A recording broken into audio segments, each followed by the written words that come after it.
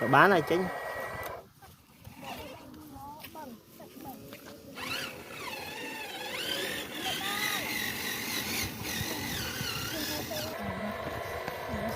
Này khoáng.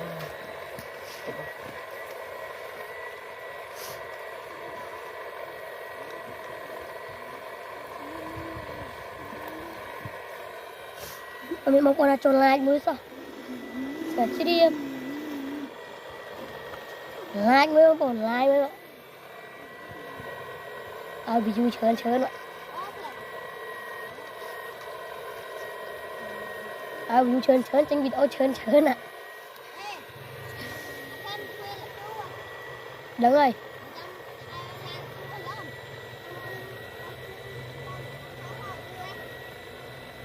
Anh buông đôi anh đợi khu chè anh rồi. Thiên anh buông đôi anh lu thả anh chẳng. Tao ấy mẹ nè, anh buông đôi anh rồi. Anh có thể buông cho con mùi té. Chẳng máu vì đừng xong đạp tịch buồn.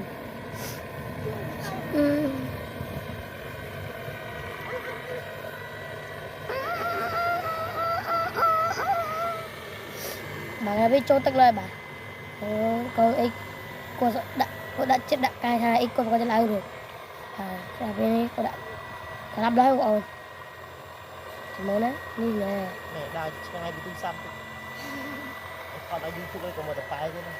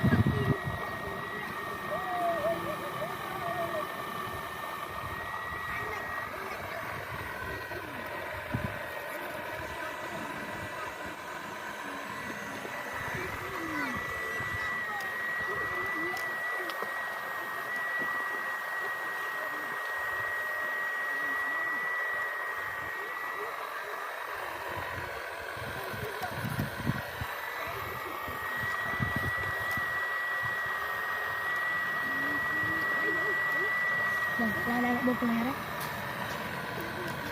Hôm nay mẹ bài là bột. Hôm nay mẹ bài là bột. Dạ. Ê, vì mình đang mà prao anh mà. Đi được cái mua vào đây. Ôi rồi gì? Rồi đây dạ đây. Được đây đã được bò. Cái đã cạp à? Được việc bò đá được việc gì. Rồi tên nhỉ? Đây bây giờ dùng. Đây ra đây. Cái chồng. Cái chồng nữa.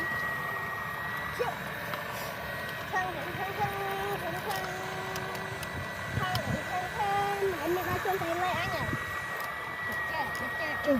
Cái đầu phơi vào đây luôn đấy. Cái này vào cô đứng nha. Ôi ốc rồi, cái làm.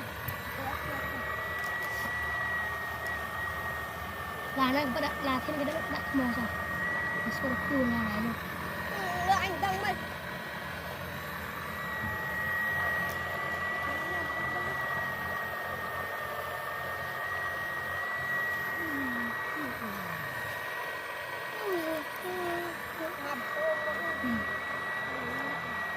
Ui, là cha.